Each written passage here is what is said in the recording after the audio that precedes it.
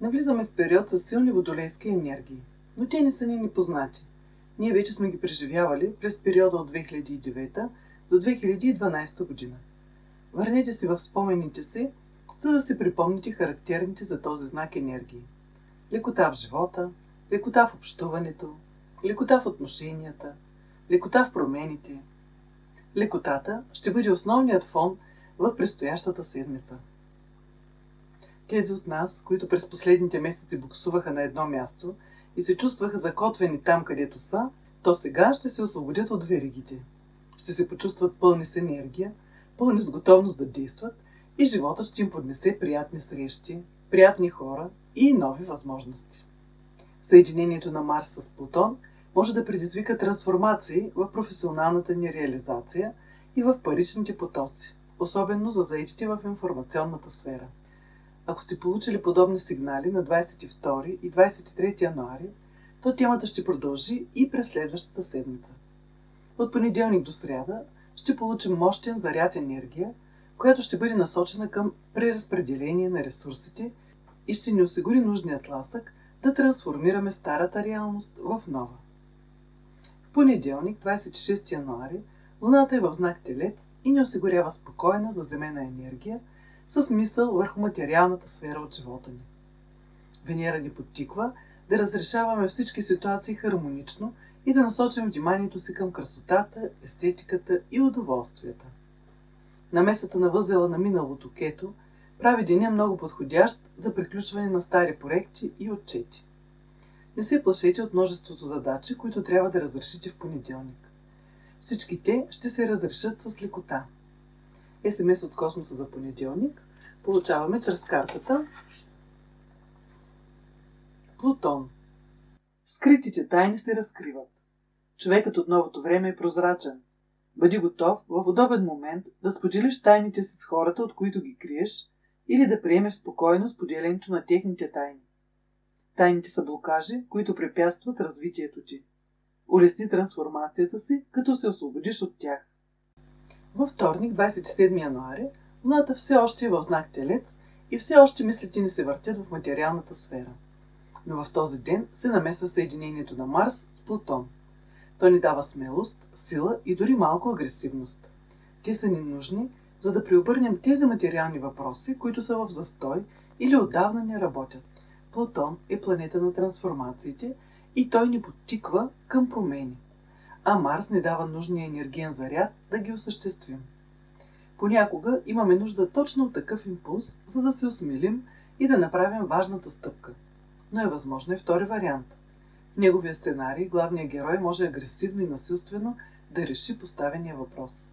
Луната в Телец ще се опита да потуши пожара в него със своята спокойна енергия и със стремежа си към мирно разрешение. Но коя от двете енергии ще наделее, зависи най-вече от характера на човека. Какво да направим, за да се предпазим от прибързани грешни решения във вторник, ще ни кажат звездите чрез картата Венера. Приоткрий романтиката и красотата в живота си. Изненадай партньора си с романтична среща. Тя ще задълбочи връзката ви или ще внесе в нея свежест. Ако не си обвързан в романтичен съюз, внеси в дома си нови елементи, които да акцентират на красотата и естетиката в него. В сряда, 28 януари, Луната преминава във въздушния знак Близнаци. Енергията става по-лека и по-скоростна. Много задачи, много информация, много общуване. Денят е наситен с събития и преживявания, които протичат с лекота и удоволствие. Много въпроси ще се разрешат от само себе си, чрез щастливо стечение на обстоятелствата, чрез появата на точния човек или точната информация. И това е само началото на периода. Влиянието на Меркурий и Венера в сряда и четвъртък ще ни накарат да изпитаме истинско удоволствие от общуването и срещите с другите. Нека да разберем какъв съвет ни дават звездите за сряда, 28 януари. Това е картата Зимно слънцестояние. Дочакахме и на нашата улица да изгрее слънцето. И след най-тъмната нощ настъпва ден. Дойде денят, в който слънцето ще влезе в дома ти. Проблемите ти се разтварят в раждането на новото слънце. Сбогувай се с тях и запали свещ в дома си, за да поканиш светлината в него. Нека тя да сгрее сърцето ти и да нарисува усмивка на устните ти. В четвъртък, 29 януари, общуването продължава да ни носи удоволствие, радост и вдъхновение. Най-после, след трудните и тежки енергии от декември до последните дни на януари, в нас се пробуждат жизнерадост и желание да пеем и да танцуваме под дъжда. Лекота запълва всички жизнени сфери. Вдишайте с пълни гърди въздушните енергии. Как да се отпуснем и да приемем лекотата, с която животът се случва, ще ни кажат картите чрез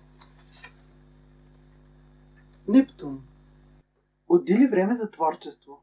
Нека то стане израз на твоите вътрешни преживявания. Нарисувай картина, напиши стих, направи декупаж, цветя от хартия или пано от камъчета. Увлечен в любимото си занимание, ти не забелязваш как се усилва връзката ти с твоите по-висши същности, с духовните ти водачи и с ангелите. В такива моменти получаваш прозрения и напътствия от по-висшите сфери. В петък, 30 януари, Луната преминава в знак Рак. Ритъмът се забавя, активира се нашата чувственост и желанието да бъдем с близките си. Семейството и любимите ни хора е темата, която повдига и възелът на бъдещето Рахо. А Юпитер, планетата на щастието, се присъединява в вечерните часове. Може би се спомняте, че в прогнозите ми за предходните седмици ви съветвах да не разяснявате отношения и да не се надявате на емоционален резонанс заради хладните енергии. Петък ни се дава като тяхна компенсация. Целият ден и вечерта ще бъдат много благоприятни за топли сърдечни разговори. Ще получим възможност да разкрием душите си и да срещнем разбиране и взаимност. Смело организирайте романтични или семейни срещи. За всеки от нас е важно да прояви грижа и да получи подкрепа от близките на сърцето си хора. Петък е идеалният ден за това. СМС от космоса за този ден получаваме от картата съзвездие Овен. Все пак не трябва много високо да отлитаме, а да останем заземени. Определи своята конкретна цел. Точно и ясно определи в коя сфера искаш да се развиваш и коя е крайната точка, която искаш да постигнеш. Не се смущавай, ако целта ти е дългосрочна и трудно можеш да определиш точен краен резултат. В този случай раздели основната си цел на няколко краткосрочни цели. Избери първата и вложи в нея цялата си енергия и цялото си сърце. Действай и успехът ти е сигурен. В събота, 31 януари, продължава вчерашното настроение. За никъде не бързаме, всички задачи могат да почакат, а ние се наслаждаваме на лекотата в душите си и на радостта от общуването. Януари започна напрегнато, наложи ни да преразгледаме материалния си живот и да вземем решения. А сега, последните си дни, ни дава заслужено да се отдъхнем. За предпочитане е да не планираме задачи за този ден, защото той няма да бъде продуктивен. Съвет от звездите получаваме от картата Селена, бялата луна. Ти не си сам. Небето ме изпрати, за да те приютя в моята майчина прегръдка. Ние си обичан и защитен. Вслушай се в съветите ми. Постъпвай сърцато и честно. Работи за разцъфтяването на добродетелите си. Проявявай към другите състрадание, прошка и любов. И аз ще поставя на пътя ти късмета и успеха.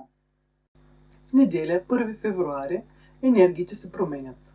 Луната преминава в Лъв и се подготвя за предстоящото пълнолуние, което ще се случи в нощта на 1 срещу 2 февруари. Лъвът иска от нас да излезем на сцената.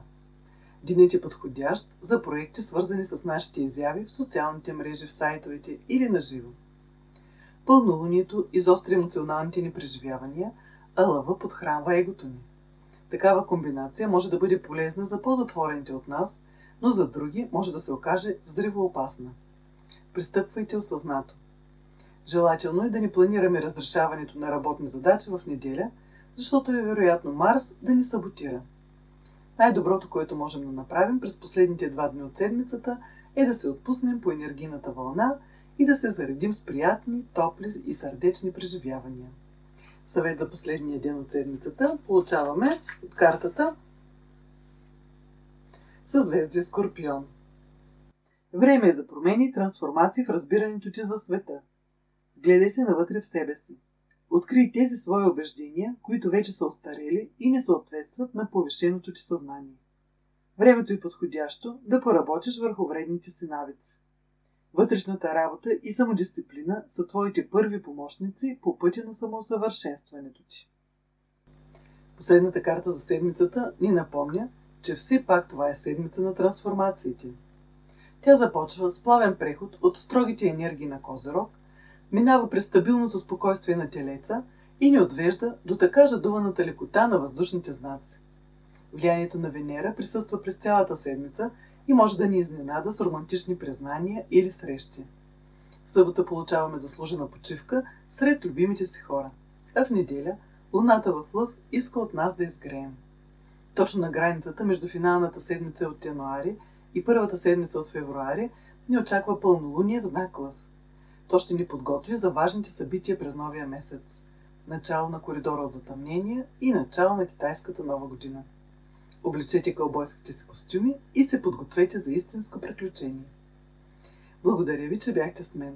Ще се срещнем в новото ми видео, в което ще ви разкажа как само по външния вид на един човек можем да определим кои негови чакри и убеждения се нуждаят от корекция. Ще получите и подарък – лесна практика за балансиране на чакрите. До скоро!